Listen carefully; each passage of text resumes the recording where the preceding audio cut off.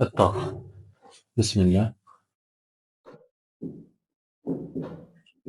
أول حاجة تاخدها هو تعريف الطاقة. يعني إيه كلمة طاقة؟ أول حاجة أهي، الطاقة هي القدرة على بذل شغل. تمام؟ طيب عندي كم نوع من الطاقة؟ المفروض الدرسين اللي فاضلين فيهم نوعين، 3 أنواع من الطاقة.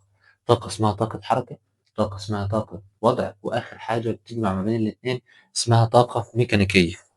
طيب هبدأ أول حاجة ب اللهم صل على سيدنا محمد بطاقة الحركة. الأول طاقة الحركة تعرفها إيه؟ هو أنت مش بتقول الطاقة هي القدرة على بذل إيه؟ شغل. يبقى طاقة الحركة نفسها عبارة عن إيه؟ هي الطاقة اللازمة لتحريك الجسم. شرحت مثال المرة اللي فاتت وقلت إن كلمة طاقة أو الشغل هو إيه؟ تعريفه إيه؟ حد فاكر؟ محدش فاكر. الشغل تعريفه حاصل ضرب القوة في الإزاحة. الشغل تعريفه حاصل ضرب القوة في الإزاحة أو القوة اللازمة لتحريك الجسم، الطاقة اللازمة لتحريك الجسم. يبقى أنا يا باشا عشان أعمل في أول صورة، يبقى أنا يا باشا عشان أبدأ بقى في الشغل بتاعي أو أبدأ في طاقة الحركة بتاعتي. طاقة الحركة قلت معناها إيه؟ الطاقة اللازمة لإيه؟ لتحريك الإيه؟ الجسم. تعريفها إيه الطاقة؟ الطاقة بس القدرة على بذل إيه؟ شغل. طب طاقة الحركة الطاقة اللازمة لتحريك الإيه؟ الجسم. قانونها إيه الطاقة دي؟ طاقة الحركة دي الرمز بتاعها الأول اسمه كي إي، كاينيتيك إنرجي. طيب الكاينيتيك إنرجي دي بتساوي إيه؟ قال لك عندها اتنين. هو أنت مش بتقول لي هي القدرة على بذل شغل؟ أو تعريف كمان أهو، الشغل المبذول لتحريك الجسم. تمام؟ يبقى الأصل عندك هنا الإيه؟ الحركة. الأصل عندك هنا إيه؟ الحركة. طيب الكاينيتيك إنرجي دي بتساوي إيه؟ نص ام في الفي تربيع. إيه هي الكتلة؟ أهو رمزها ام دي إيه؟ كتلة. والفي سرعة. تمام؟ طب وديت مين؟ طاقة الإيه؟ الحركة. طيب صليت على النبي. عايز دلوقتي باجي انا دلوقتي اروح استنتج صيغه الابعاد. مش احنا كل كميه قياسيه بناخدوها بروح اقول لك انا عايز صيغه الابعاد بتاعتها؟ صيغه الابعاد هنا ايه؟ والله الام ديت صيغه ابعادها ايه؟ ام. طب والفي صيغه ابعادها ال تي اس سالب واحد، الكل كتربيع. يبقى تبقى ام هتربع ال تربيع تي اس سالب 2 سالب واحد مضروب في 2 لما أس مرفوع لأس تاني بضرب الأسين في إيه؟ في بعض. يبقى صيغة أبعاد الكمية ديت هي إيه؟ ام ال تي أس سالب 2. هي مش نفس صيغة أبعاد الشغل؟ يبقى الطاقة والشغل ليهم نفس صيغة الإيه؟ الأبعاد. طب أنت ليه ما حسبتش النص؟ أصل النص ده ثابت، النص ده إيه؟ ثابت، والثوابت عندي ملهاش صيغة إيه؟ أبعاد. تمام كده؟ طيب انا لما اجي اشتغل بقى هشتغل على مين ولا هشتغل على ايه؟ قال لك يا باشا مش انت طلعت صيغه الابعاد؟ ايوه طلع لي وحده القياس. يبقى صيغه الابعاد بتاعه الشغل هي صيغه الابعاد بتاعه ايه؟ طاقه الايه؟ الحركه. طيب نفس الوحده بتاعتي يبقى تبقى ايه؟ وحده قياسها كيلو جرام في متر تربيع في ثانيه بس سالب ايه؟ 2. او تكافئ الايه؟ الجول. او تكافئ الايه؟ الجول. صليت على النبي. فاكرين المثلثات بتاعت زمان؟ في ناس كده كانت تيجي تقول لك انا ما اعرفش احل غير بالمثلث. المثلث بتاع الشغل اللي خدناه المره اللي فاتت في شرح المره اللي فاتت، مش كان بيقول لك الدبليو بتساوي ايه؟ اف في الدي، صح كده؟ طيب يا استاذ انا عايز نفس الكلام بقى اعمل واحد بس لطاقه الايه؟ الحركه. بص يا سيدي ادي، بس هعملها على 3 حاجات عشان تبقى عارف بس. ادي الثلاث حاجات بتوع ادي الكاينيتيك انرجي اللي هي طاقه الايه؟ الحركه. بتساوي ايه؟ ادي النص في ام في الفي ايه؟ تربيع. الشرط الرأسيه ديت معناها في. طب والشرط اللي بالعرض؟ معناها على. طب يبقى انا لما اجي عاوز مين؟ لما عاوز الكاينتيك انرجي هعمل ايه؟ هقول له والله بتساوي نص في ام في الفي ايه؟ تربيع. طب لو انا عاوز الام هتبقى الكاينتيك انرجي على نص في الفي تربيع، صح؟ اللي انت عاوزه حط ايدك عليه وقول انا مش هستخدمه. انا عاوز الام بتساوي ايه؟ فين اللي فاضل في المثلث؟ كاينتيك انرجي على نص في مين؟ في الفي تربيع. طب انا عاوز الفي تربيع، شوف انا بقول ايه؟ عاوز الفي تربيع مش الفي، عاوز الفي تربيع. يبقى كاينتيك انرجي على نص ايه؟ الام. طب لو عاوز الفي بس هتاخد الجذر في الناحيتين، تمام؟ نيجي نكتبوا القوانين دي عشان الناس اللي بتحب تحفظ. يبقى الكاينتيك انرجي الاستاذ قال اللي بتساوي ام في الفي تربيع في النص. طيب لو عاوز الام هتساوي الكاينتيك انرجي على مين؟ فين اللي فاضل في القانون؟ نص الام، اللي انا اسف نص الفي تربيع. طب انا لو عاوز الفي تربيع كاينتيك انرجي على نص ام، تمام كده؟ نص في ام هي. يبقى وحاجه كمان لو انا عاوز الفي بس بقى هاخد الجذر، يبقى جذر الكاينتيك انرجي على نص في اهو الام عشان محمد ساعد المساج. عايزه تاني؟ عايزه تاني؟ طيب لو عوزت ان انا اخد العلاقات البيانيه يعني طردي وعكسي، بص بقى كده، ادي الكاينتيك انرجي وادي مثلا هنقوله هنا في الاول الفي تربيع، يبقى العلاقه بتاعتك علاقه طرديه والميل بيساوي نص في الكتله، تمام؟ الميل بيساوي نص في الايه؟ في الكتله. طيب الحاجه الثانيه لما هو يجي يديلك ادي الكاينتيك انرجي وادي مثلا الام، يبقى الميل هنا بيساوي ايه؟ اهو الميل هيساوي نص في مربع الايه؟ السرعه. طيب يا استاذ معلش انا ما لقيتش الفي تربيع خلاص. بص كده ادي الكاينتيك انرجي والفي، تبقى العلاقه بتاعتك ايه؟ بص تتحول لعلاقه اسمها علاقه تربيعيه. علاقه ايه؟ تربيعيه. ودي بيتم تمثيلها بايه؟ بقوس. بس خليك دي مع مين؟ مع الفي بس اهو. شفت الفرق ما بين الاثنين اهو؟ دي في تربيع دي ايه؟ في. دي في تربيع دي ايه؟ في. اعيد تاني؟ مفهومه؟ اعيدها تاني؟ طيب الحاجه اللي بعد كده بقى، انا دلوقتي جيت وسالتك سؤال. بص يا سيدي اديت لك قيم، قلت لك مثلا ادي الكاينتيك انرجي وادي الفي تربيع، واديت لك قيمه هنا مثلا ب 100 واديت لك قيمه هنا ب 10، قلت لك كتله الجسم تساوي. انا متاكد مليون في الميه ان اللي جه في دماغك هتروح تقول 100 على 10 وشكرا، صح كده؟ بس ده غلط.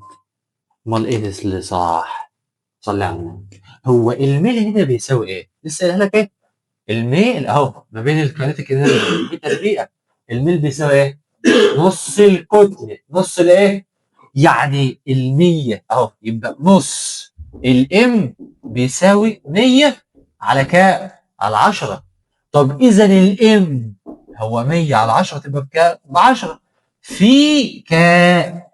يعني الام اللي هتطلع عندك تبقى بكام؟ ب 20 كيلو جرام. عايزه تاني؟ مفهومه كده؟ يبقى انا في الحاله الاولانيه قلت لك انا عايز ايه؟ اشوف الاول الميل بتاعي بيساوي ايه؟ خلي بالك ده اكتر حاجه هنا بتوقع، تمام؟ طيب انا علشان بقى انا قلت لك دلوقتي ان الكاينتيك انرجي بتتناسب طرديا مع مين؟ مربع الايه؟ السرعه. بتتناسب طردي مع مين؟ مربع السرعه. طب الناحيه الثانيه الكاينتيك انرجي بتتناسب طردي مع مين؟ مع الكتله. بتتناسب طردي مع مين؟ مع الكتله. يبقى انا دلوقتي لما اجي اكتب علاقه بيانيه او اكتب نسب، هنا اهو النسب بتاعتي تبقى كاينتيك انرجي 1 على الكاينتيك انرجي ك2 بتساوي في 1 تربيع على الفي 2 ايه؟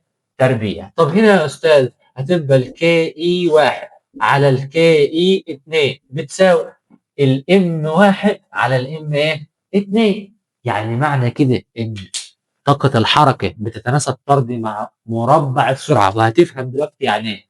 وليه باكد على كلمه مربع دي بالذات؟ وهتتناسب طرد برضو مع الايه؟ مع الكتله. طيب نسحبوا السبوره ديت، وبعد كده اجي اعرفك ايه هتعمل ايه في النسب. صلي على النبي. احنا قلنا هنقول النسب بحالها على طول ايه؟ الكاينيتيك انرجي 1 على الكاينيتيك انرجي 2 بتساوي الام 1 على الام 2 في في 1 تربيع على الفي 2 تربيع. هو نفس القانون الاساسي اهو. الكي اي بتساوي نص ام في الفي تربيع. بس لو جيت عاوز مقارنة ما بين طاقتين حركة، ما بين جسمين، كل جسم ليه طاقة حركة مختلفة، تمام؟ هعمل ايه؟ مثال، هدي لك المثال الاول على الكتلة، ومثال على طاقة الحركة، على السرعة. بص يا سيدي، المثال الاول بيقول لك جسم كتلته مثلا 10 كيلو جرام، يتحرك بسرعة 20 متر على الثانية. وجسم آخر يتحرك بسرعة برضه 20 متر على الثانية، وكتلته ضعف كتلة الجسم الأول. فإن نسبة طاقة حركة الأول إلى الثاني. يعني عاوز إيه؟ عاوز طاقة الحركة بتاعت الأول لطاقة الحركة بتاعت الإيه؟ التاني. بص يا سيدي، هعمل إيه؟ مش السرعة ثابتة؟ هما الاتنين بيتحركوا بسرعة ثابتة، يبقى الكي إي 1 على الكي إي 2 ما اخدش غير الحاجات اللي بتتغير، تمام؟ طب هتبقى بتساوي إيه؟ ها؟ إم 1 بكام؟ اللي ب 10. طب والإم 2 ضعفها، ضعف ال 10 كام؟ 20. طب هاخد السرعة، حتى لو خدتها 20 على 20 راحوا مع بعض، يبقى دي هتساوي كام؟ 1 على كام؟ على 2. تمام كده؟ طيب سؤال تاني، جه وقال لك جسم A وزنه ضعف وزن الجسم B، فإن النسبة بين طاقتي حركتيهما. هعمل ايه؟ هو ايه علاقة الوزن بالكتلة؟ هو مش الوزن مش كان قايل الحصة اللي فاتت الوزن بيساوي الام في الاكس، صح كده؟ او كان الام في الجي، عشان نبقى قايلين مع المعلومة صح. يبقى الكي اي 1 على الكي اي 2 بتساوي ايه؟ بتساوي الام 1 على الام ايه؟ على الام ايه؟ 2. تمام كده؟ طب ما هو الام 1 على الام 2 بتساوي الدبليو 1 على الدبليو كام؟ 2. يبقى انا لما اجي اعوض هعوض بايه؟ الوزن الاول اهو، جسم ايه وزنه ضعف وزن الجسم ايه؟ بي، يبقى 2 دبليو على الدبليو.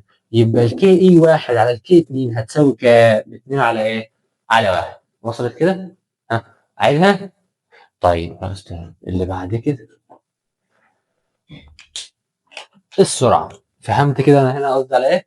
يبقى انا ممكن اجي ازود من اهو واقول لك ده هي بتساوي الايه؟ ها الدبليو 1 على الدبليو كام؟ 2. مفهوم كده؟ ها مفهوم؟ طيب خلي بالك بقى من اللي جاي. لو جه وذكر لك قال لك مربع السرعه والسرعه، نفهموا الاثنين مع بعض.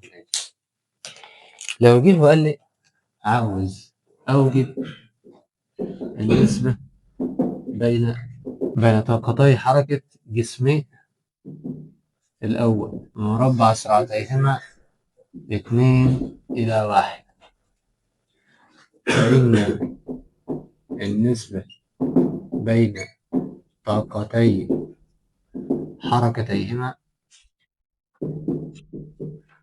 تساوي. لو هو مديك النسبة من مربع السرعة جاهزة، يبقى انت تروح بعوض دي، يبقى المفروض الكاينيتيك انرجي بتساوي ايه؟ النسبة بين ايه وايه؟ مربع السرعة. المفروض كاينيتيك انرجي 1 على كاينيتيك انرجي 2 هتساوي الفي 1 تربيع على الفي 2 ايه؟ تربيع. مش انت بتقول لي النسبة بين مربع السرعة؟ انا بسألك النسبة بين مربع السرعة، يبقى المفروض ديت في 1 بكام؟ ب 2 إلى 1. يبقى على طول الكاينيتيك انرجي 1 على الكاينيتيك انرجي 2 هتساوي كام؟ 2 على كام؟ على 1. طيب يا استاذ هروح انا بقى اكمل الناحيه الثانيه. انا دلوقتي لو جيت قلت لك النسبه او نفس المثال، بس جيت هنا قلت لك النسبه بين سرعتيهما. النسبه بين ايه؟ سرعتيهما. هتقول لي ايه؟ مديلك مثلا ب 2 الى 1. يبقى النسبه ما بين طاقتي الحركه هتساوي ايه؟ والله الكي اي 1 على الكي اي 2 بتساوي كام؟ في 1 تربيع على في 2 ايه؟ تربيع. يبقى دي 2 على 1 دي تربيع ودي ايه؟ تربيع. تبقى النسبه دي وقفت عليك بكام؟ ب 4 على ايه؟ على 1. طب لو انا طلبت منك السرعه، شوف انا بقول ايه؟ لو انا اديت لك في سؤال مثلا اهو قلت لك جسمان النسبه بين طاقتي حركتيهما بتساوي مثلا 3 إلى 1. تمام؟ واديتها لك مرة أنا أهو نفس المثال، بس قلت لك النسبة طاقتي حركتيهما كام؟ 9 إلى 1. بلاش 9 لواحد، خليها 16 لواحد عشان الناتج ما يطلعش زي بعض. بص يا سيدي، هنا أنت عاوز النسبة، أوجد النسبة بين سرعتيهما. لو عاوز النسبة بين السرعتين، ما هو يا أستاذ الفي 1 على الفي 2 شو انا بقول ايه؟ في 1 على الفي 2 بتساوي ايه؟ المفروض ان هي بتساوي الكي اي 1 على الكي اي 2. طب الكي 1 على الكي 2 بكام؟ ب 3 على كام؟ على 1. بس استنى يا استاذ، ده المفروض كان فيه هنا ايه؟ تربيع، صح؟ مش المفروض كان فيه هنا تربيع؟ يبقى النسبة بتاعتك في 1 على الفي 2 بتساوي ايه؟ جذر مين على مين؟ 3 على ايه؟ 3 على ايه؟ على 1. طب يا استاذ ما تختصرش، لا هي جذر 3. تمام؟ فهمت كده النقطة ديت؟ طيب هنا بقى لو كنت انا قايل لك النسبة بين انقطاع حركتهما، اوجد بص كده النسبة بين مربع السرعة. يبقى الفي 1 تربيع على الفي 2 تربيع بتساوي كي اي 1 على الكي اي كام؟ 2. طب هو مديك الكي 1 على الكي 2 بكام؟ ب 16 على 1. اخد جذر؟ لا، لان هو عاوز ايه؟ مطلوب ايه؟ مربع لايه؟ السرعه. عيدها تاني. النوع الثاني هو طاقه الوضع. صلي على النبي.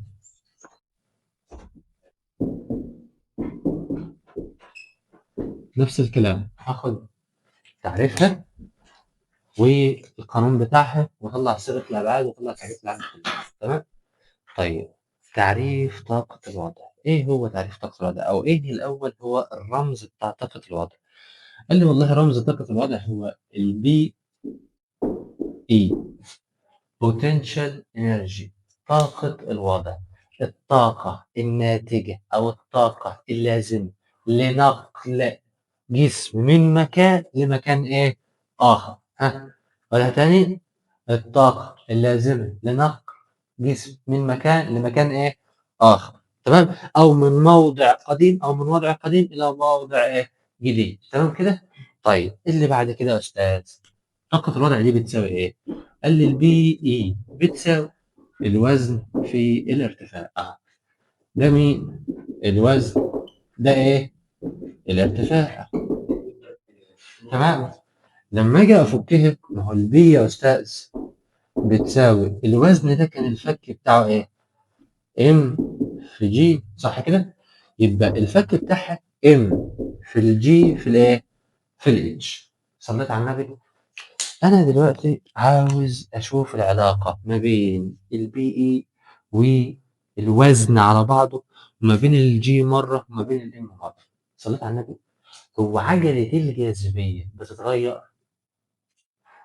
بتتغير من مكان لمكان تاني. طب بتتغير إزاي؟ المفروض إن أنا عندي الكرة الأرضية على شكل كروي، على شكل بيضة. البيضة اللي عندي ديت بيبقى ليها حاجة اسمها قطبين. بليها ايه؟ قطبين. بتزداد الجاذبية. لو جيت انت مسكت بيضة واتكيت عليها من فوق، استحالة او صعب جدا انها تتكسر معاك. طب تعالى اتك عليها من النص، هيبقى سهل جدا انها تتكسر معاك. ليه؟ اصل القطبين بتوعها بيوزعوا الضغط على كل البيضة كلها. تمام. فالكرة الأرضية على شكل بيضاوي شوية، واخدة شكل كروي غير منتظم، فبالتالي لها قطبين، قطب عند القطب الشمالي ومركز عند القطب، لها مركزين، مركز عند القطب الشمالي ومركز عند القطب الايه؟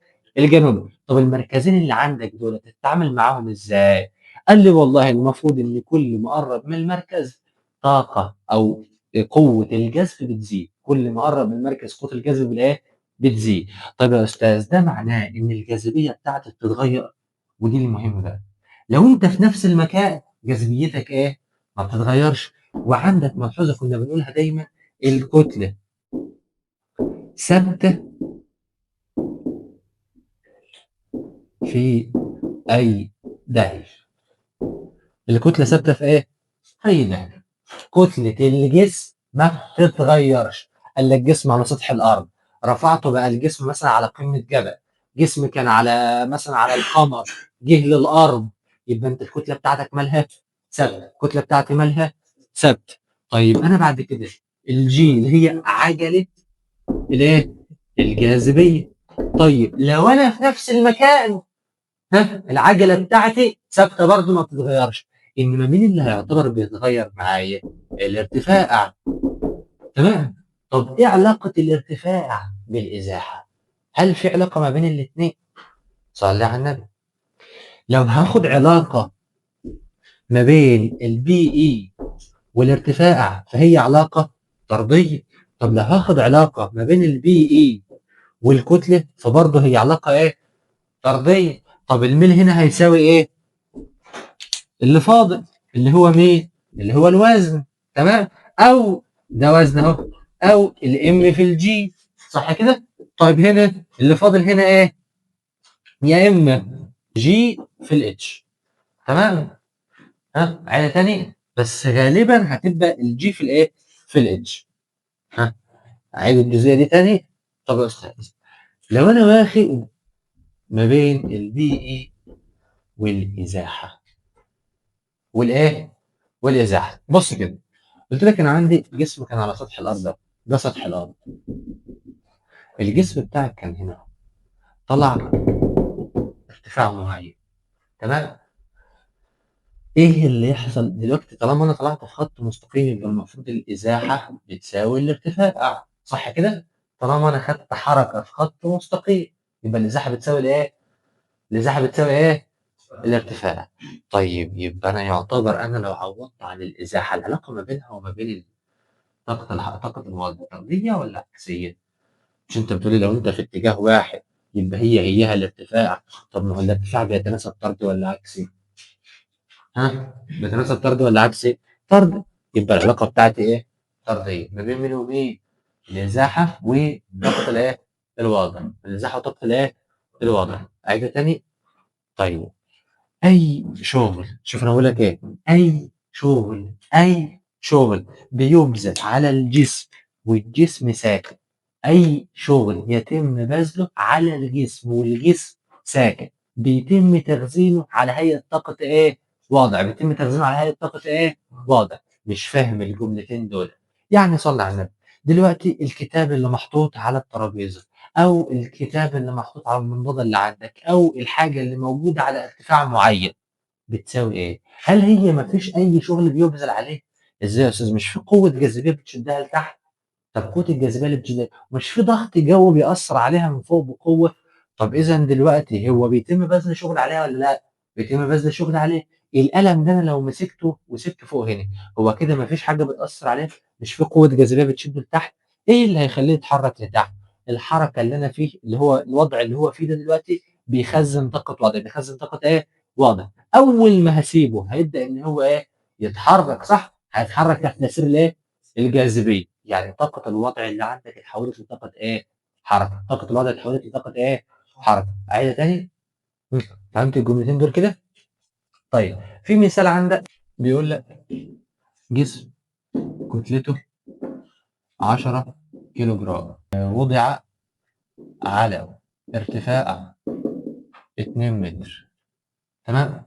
بيقول لك احسب، ده سؤال مباشر اهو، البي اي. عاوز احسب طاقة الايه؟ الوضع. احسب طاقة الوضع ازاي؟ القانون اهو، البي اي بتساوي ايه؟ دبليو في الايه؟ في اتش، او ام في جي في ايه؟ في اتش. طب يا استاذ، هو ما ادانيش عجلة الجاذبية. والله المفروض هو بيجي عامل لك تحت كده الجي بتساوي يا اما 9.8 يا اما بيديها لك ب 10 ووحدة قياسها متر على الثانية تربيع. انا اعتبر هنا ان هي ب 10، يبقى البي اي بتساوي مين في مين؟ 10 في 2 في كام؟ 10. تمام؟ تطلع بكام؟ ب 200 جول. وحدة قياسها يا استاذ هي نفس وحدة القياس. طب ما تيجي نستنتج صيغة الابعاد بتاعتها. يبقى البي اي بتساوي ام في الجي في ايه؟ في الاتش. صيغ الابعاد بتاعتك، الام صيغة ابعادها ايه؟ ام. الجي دي عجلة، يعني صيغة ابعادها ايه؟ ال تي اس سالب ك في الاتش، ده ارتفاع يعني طول، يعني هعوض عنه بايه؟ ب. تبقى صيغة الابعاد بتاعتك ال في ال، ال تربيع، تبقى ام ال تربيع تي اس سالب ك 2. وحدة القياس بتاعتي تبقى ايه؟ اهو كيلو جرام في متر تربيع ثانية اس سالب ك 2. عايزة تاني؟ مفهومة؟ خلي بالك بقى من اللي جاي عشان اللي جاي معاك. بص يا سيدي، قلت لك انا عندي بندول.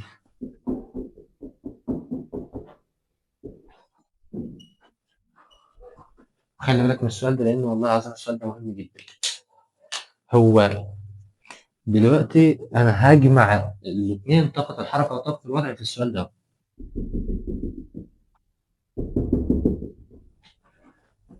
المفروض البندول هيتحرك كده وبعد كده يرجع تاني يروح هنا.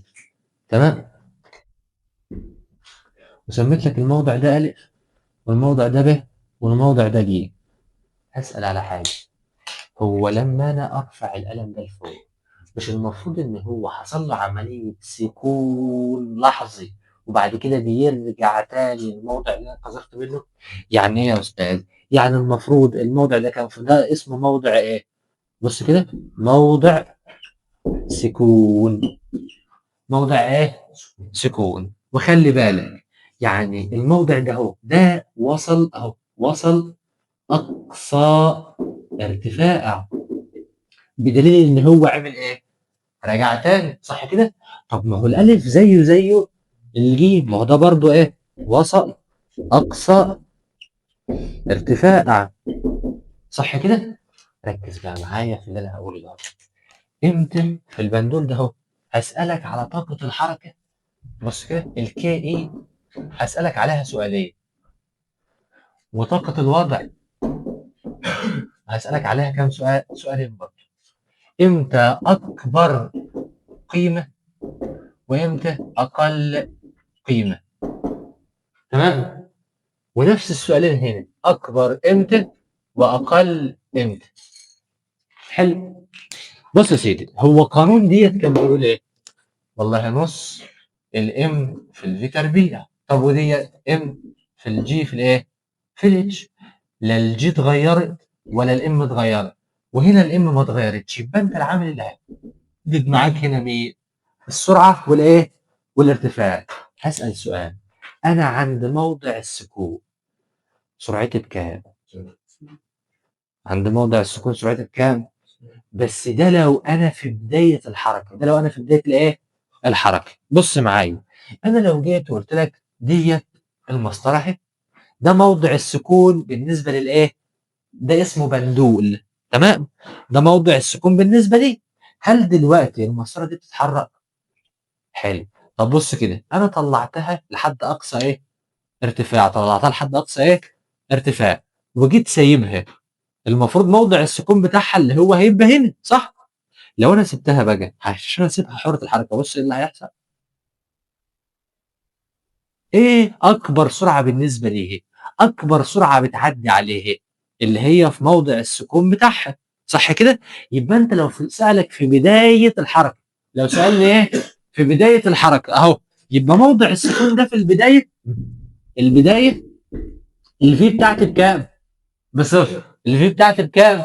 فيبقى قصادها الكي اي بكام؟ بصفر. ما هو لو السرعه بصفر، الكي كلها على بعضها بكام؟ بصفر. يبقى موضع السكون ده، طب لو في اثناء، شوف انا بقول ايه، الحركه، لو في اثناء الايه؟ الحركه، يبقى الفي بتاعتي هتبقى قيمه عظمى، هتبقى ماكس، تمام؟ ها الفي بتاعتي هتبقى اكبر ايه؟ قيمه، يبقى زيها على طول هتبقى الايه؟ الكي اي. يبقى لما اجي اقول لك اكبر قيمه عند الحركه والمرور بموضع الايه؟ السكون، والمرور بموضع الايه؟ السكون. طب امتى اقل قيمه؟ بص كده في عند اقصى ايه؟ ارتفاع. هو ايه اللي بيخليني ارجع من فوق؟ ان سرعتي وصلت لايه؟ للصفر، فبرجع تاني. بص كده وانا طالع، وانا طالع هنا ايه اللي بيحصل للكي اي؟ بص كده الكي اي تقل، وانا طالع لفوق الكي اي بيحصل لها ايه؟ بتقل. طب وانا نازل لتحت، انا وانا نازل لتحت مين اللي بيشدني لتحت؟ الجاذبيه، فبالتالي سرعتي بتزيد ولا بتقل؟ بتزيد. يبقى السرعه بتاعتي هنا الكي اي الناحيه دي بيحصل لها ايه وانا نازل؟ بيحصل لها ايه؟ بتزداد. كل ما قرب من موضع السكون اثناء الحركه السرعه بتاعتي بيحصل لها ايه؟ بتزداد. طب طالما هي هتزداد يا استاذ، يبقى هتبدا انها اول ما تعدي موضع الايه؟ السكون هتبدا انها ايه؟ تقل. مين اللي في الناحيه الثانيه بيزيد؟ بص بقى كده، مشينا من موضع السكون الارتفاع بتاعي بكام؟ بصفر. ما كانش عندي ارتفاع اصلا. طب كل ما ببعد الارتفاع بيزيد ولا لا؟ بيزيد. يبقى البي اي بيحصل لها ايه؟ تزداد. وانا راجع لما الكي اي بتزيد البي اي بيحصل لها ايه؟ طيب يبقى اقل قيمه للبي اي عند موضع السكون اهو، يبقى اقل قيمه للبي اي عند موضع الايه؟ السكون، سواء حركه بقى او غير حركه، سواء انا لسه بادئ او انا بتحرك. طب الحاجه الثانيه اكبر قيمه تبقى لها في عند اقصى ارتفاع، عند اقصى ايه؟ ارتفاع، او لما تعرف ان الكي اي بتاعتك بكام؟ بصفر. تمام؟ ها عيدها تاني. طيب امتى اقل قيمه؟ لما يبقى ايه؟ عند اقصى ايه؟ ارتفاع، او لما تبقى البي اي بتاعتك بايه؟ بماكس. فهمت الجزئيه الاخيره دي؟ فهمتوها؟ يبقى لما يجيب لك بندول، انت عارف ان انت لما بتطلع لفوق ايه اللي بيحصل لطاقه الوضع وطاقه الحركه؟ انا بطلع، يعني ايه اللي بيزيد؟ الارتفاع بتاعي بيزيد، السرعه بتاعتي الجاذبيه بتشدني لتحت، يبقى السرعه بتاعتي هتقل ولا هتزيد؟ هتقل. يبقى طاقه الحركه على الناحيه الثانيه يحصل لها ايه؟ تقل. طاقه الحركه تقل، طاقه الوضع ايه اللي بيحصل لها؟ بتزيد، عشان الارتفاع بتاعي ايه؟ بيزيد لحد ما اوصل لاقصى ارتفاع. خلاص وصلت لاقصى ارتفاع، يبقى طاقه الوضع بتاعتي اقصى قيمه، يبقى طاقه الحركه بكام؟ بصفر. هنزل تحت، وانا نازل مين اللي بيزيد؟ السرعه بتزيد علشان الجاذبيه بتبدا تشد الكتله بتاعتي، صح كده؟ طب طاقه الحركه بتاعتي بتزيد، قصادها مين اللي هيقل؟ طاقه الوضع والارتفاع، تمام؟ لحد ما عدي على موضع السكون، عنده مين اكبر قيمه ومين اقل قيمه؟ طاقة الحركة هتكون أكبر قيمة، وطاقة الوضع هتكون أقل إيه؟ قيمة. وهبدأ تاني أطلع لفوق، نعيد نفس الحكاية، طاقة الوضع تقل طاقة الوضع تزيد وطاقة الحركة إيه؟ تقل. مفهوم الجزئية دي؟ ها عيدها تاني؟ عيد كده يا باشا، أنت خدت كل حاجة في طاقة الوضع وطاقة الإيه؟ الحركة.